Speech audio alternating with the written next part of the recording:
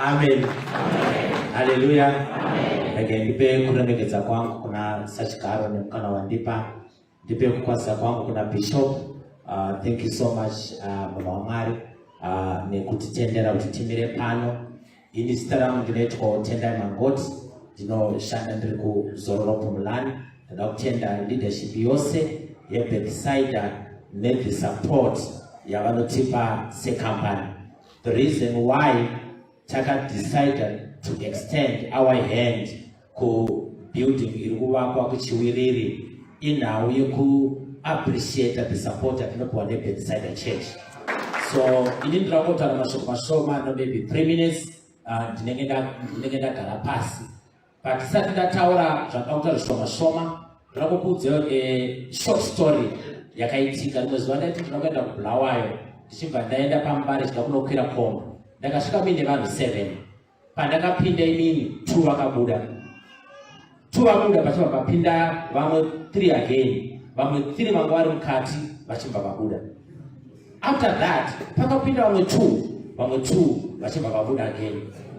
So ndakazoona kuti 7 vandakaona vari mukombe vaya anga ari mahwinde epambari. So mahwinde epambari anoita kunge ari kuenda, but asiri kuenda vachida kungoita senge kombi yakazara. But nyaya dzavaitaura dzainge dziri dzepambari because hapana kwavari kuenda mahwinde. Ende ndakazoonawo futi ndine muchechi futi mahwinde futi arimo. Handiti unoona sei kuti ihwindiri akapfeka uniform kudai so tinoita kunge tese tiri vechechi, tinoita kunge tese tiri kuenda kudenga. But mangwana abvisa uniform iyi anoreva vatungamiriri, anoreva leadership. Imboza kuti munhu ndiani uyu? Ipapapa parikutorwa nyaya yekuvaka ipapapa. Umwe ari kuti zvemari zvakuwanda muchechi, zvemari zvakuwanda muchechi, tadii kutsvaga madhona. Chii chaitsvage madhona? Imimi ndini madhona echechi.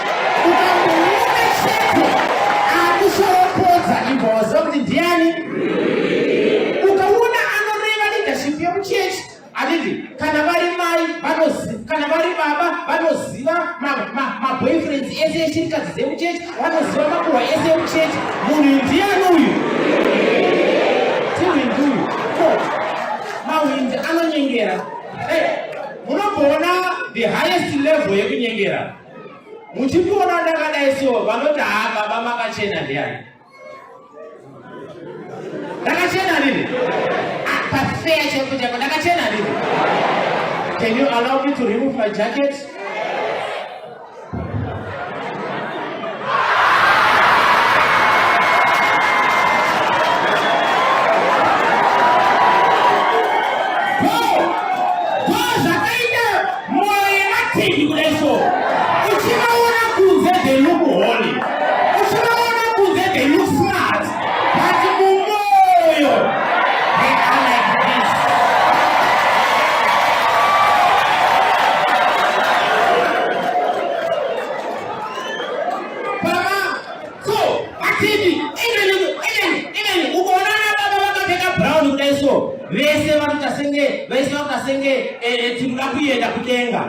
But language yavanotaura zvavanoita mahwindi.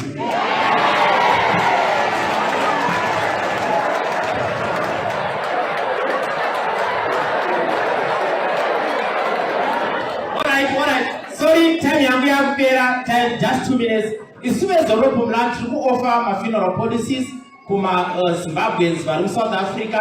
Munhu akashaya tinomuendesa kuZimbabwe, tinoita repatriation kubva anywhere in South Africa, tonomusiya kuZimbabwe, tamuita sei? Tamuviga. Masex edu isusu handifungi kuti pana achadhaura about Zororo-Phumulani. Recently in Port Elizabeth takabatsira mhuri kwaMugariri vashakirwa nehama yavo yanga ine police. No complaint, takavaviga zvakanaka. In Durban handichataura. Zvatinokupromisa kuti tinokupa kana wavirwa neproblem tinokupa izvozvo. So ndikukumbirisawo vasinawo mapolicies tinogona kuenda panzapo pane table yedu tonoregister. Basa rechechi harisire kuviga vanhu kana vashaya. Church haisi burial society. Church ndeyekubatsira zvemweya zvine chekuita nemafuneral policy. It's your responsibility as a person. Vamwe vanhu vari kubuda mumachechi, pandakavirwa neproblem handina kubatsirwa, pandakavirwa neproblem handina kubviswa mari yechema. Haisi basa rechechi iroro. It's your responsibility as an individual.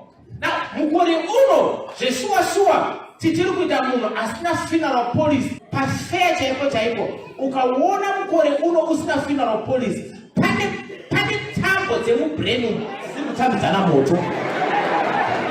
Pane waya dziri umu dzisiri kutambidzana moto. Pane dzakashota mubrain because ane dzakakuwana chaiye nekuona madambudziko ari kusanganikwa nawo muSouth Africa hauregedze kuita funeral policy. Asi kana dzakatacha paine mafuse akatsva mubrain umu, ndioona kuti handina handite funeral policy, handife zvekumhanya. So munotiona panze apo tokuasistai. Thank you so much leadership.